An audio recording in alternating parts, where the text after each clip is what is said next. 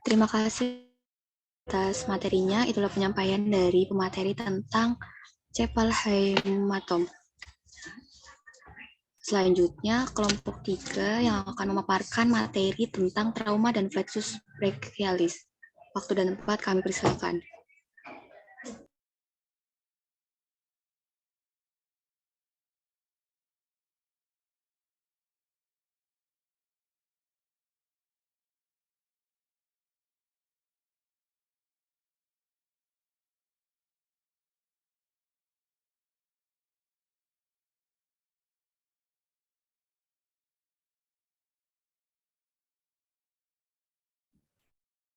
Baik, terima kasih kepada moderator telah memberikan waktunya bagi kelompok kami. Kami dari kelompok 3 yang akan memaparkan materi jejas persalinan trauma dan flexus brachialis. Next, yang beranggotakan yaitu Vivi Ibnianu Yulia, Vivi Servina, saya sendiri, dan Adela Rena. Kemudian,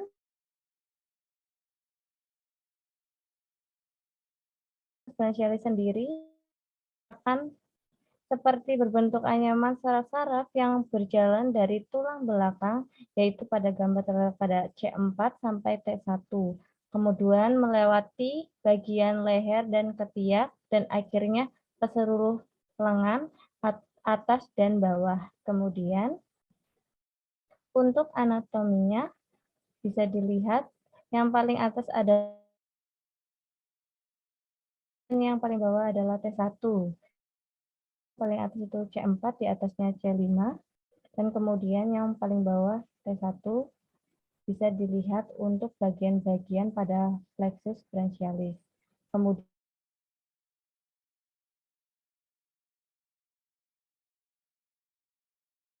next, untuk anatomi yang terdiri primer anterior dari saraf C5 sampai T1. Untuk yang trunk, kemudian yaitu merupakan bagian anterior dan posterior dari setiap bagian trunkus. Kemudian ada korda. Beberapa cabang saraf tepi yang diderivasi trunkus, divisi, dan korda.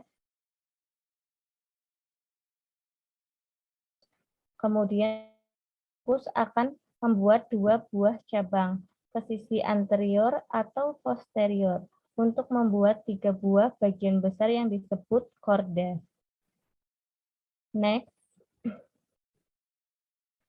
Kemudian ada beberapa penyebab plexus brachialis pada bayi, yaitu karena cedera tangan setelah kesulitan pelahiran bahu atau kesulitan manuver Lovset. Kemudian ada tarik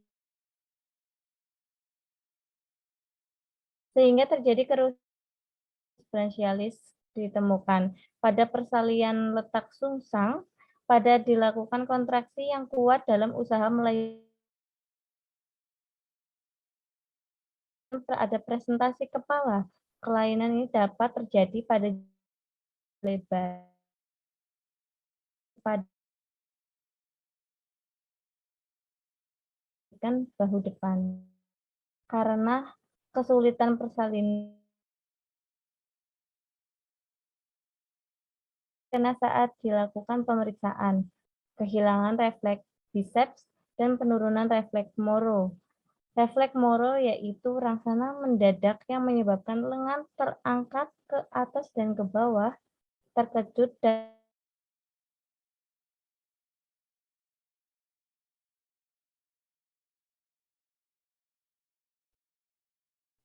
next.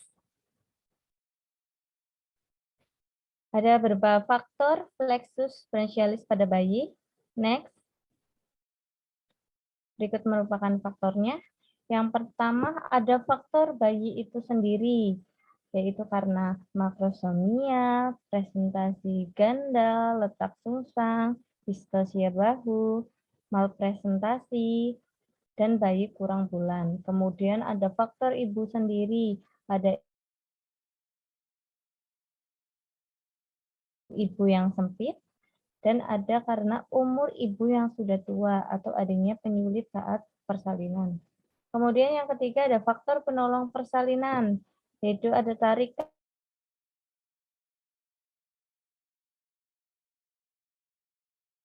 terus adanya tarikan yang next.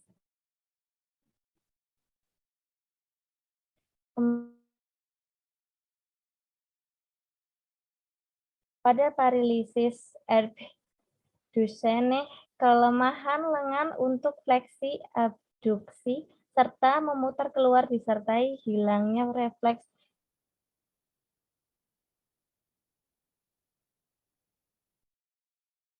kelemahan otot fleksor pergelangan sehingga bayi kehilangan refleks mengepal. Kemudian ada paralisis saraf phrenikus, suara napas yang berkurang pada sisi yang terkena. Tepi kostal normal. Dan hal ini tidak dijumpai pada sisi saraf fasial bila bayi menangis. Gerakan yang hanya terdapat pada sisi yang tidak paralisis dan mulut tertarik pada sisi tersebut. Jika sisi yang terkena ditutup dan sudut-sudut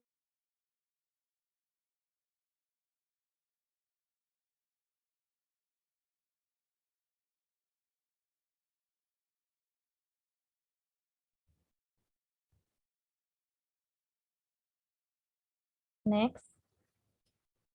Berikutnya ada macam-macam flexus branchialis. Yang pertama ada paralisis Duchenne.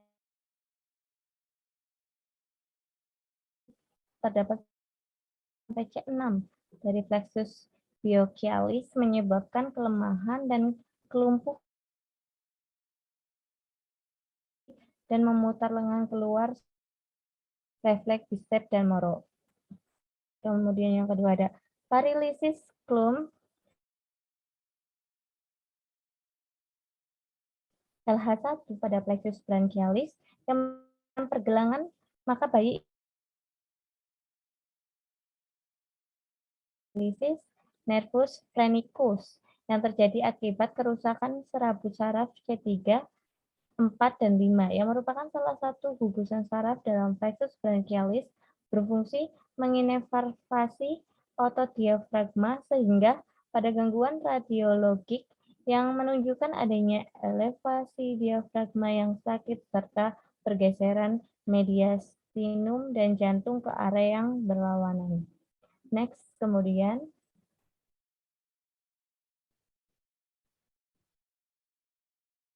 next.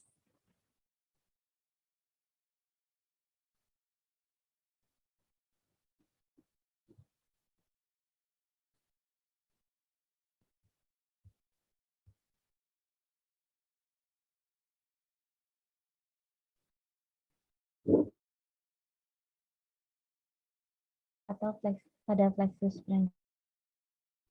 Ada yang namanya lesi upper plexus abducens paralysis yang terjadi pada C5 sampai C6. Ini kelemahannya atau paralisis pada bahu dan bicep, kadang disertai trauma pada otot root 7 yang menyebabkan paralisa lengan bawah.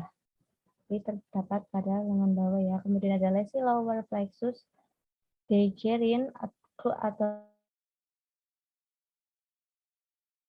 C8 sampai T1 ya, kadang disertai kerusakan root C7, paralisis pada otot intristik plexus jari yang menyebabkan kehilangan fungsi tangan dan lengan bawah. Sering terjadi sympathetic palsy sampai dengan Horner's syndrome.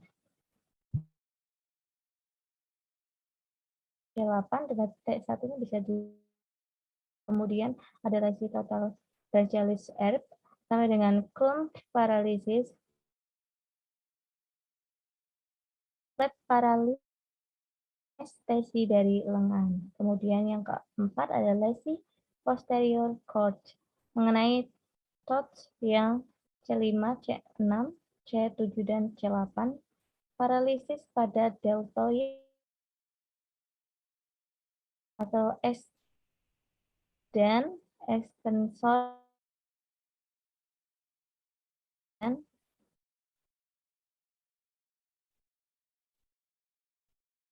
next.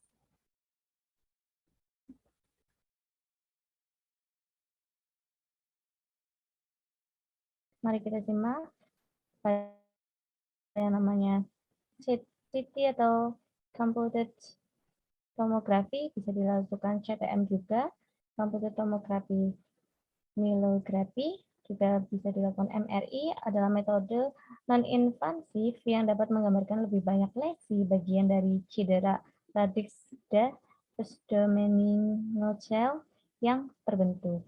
Kemudian ada tes histamin adalah untuk membedakan lesi preganglionik dan postganglionik. Kemudian yang terakhir dia melakukan tes elektrodiagnostik, merupakan bagian integral dari evaluasi praoperasi dan intraoperatif.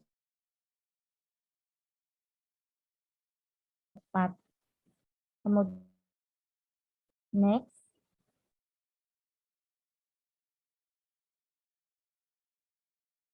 Bayi dengan trauma fleksibel. Pertama, pada trauma yang ringan hanya berupa edema atau perdarahan ringan pada pangkal saraf. Fiksasi hanya dilakukan beberapa hari atau 1-2 minggu untuk memberi kesempatan penyembuhannya, kemudian diikuti program mobilisasi atau latihan. Kedua, imobilisasi lengan yang lumpuh dalam posisi lengan atas abduksi 900, sikufleksi 900, disertai supine lengan bawah dan pergelangan tangan dalam beri penguat atau di sampai 2 minggu pertama kehidupannya dengan cara meletakkan tangan bayi yang kemudian yang terakhir rujuk ke rumah sakit jika tidak bisa ditangani. Selanjutnya next.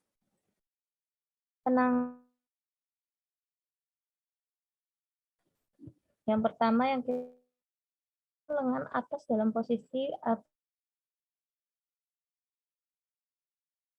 dalam fleksi 90 derajat, lengan bawah dan ekstensi pergelangan dan telapak tangan menghadap ke depan. Fisioterapi juga bisa dilakukan dengan 3-6 bulan setelah melahirkan. Pengobatan tergantung pada lokasi dan jenis cedera pada plexus brachialis dan mungkin termasuk terapi okupasi dan fisik dan dalam beberapa kasus pembedahan. Plexus brachialis menyembuhkan sendiri.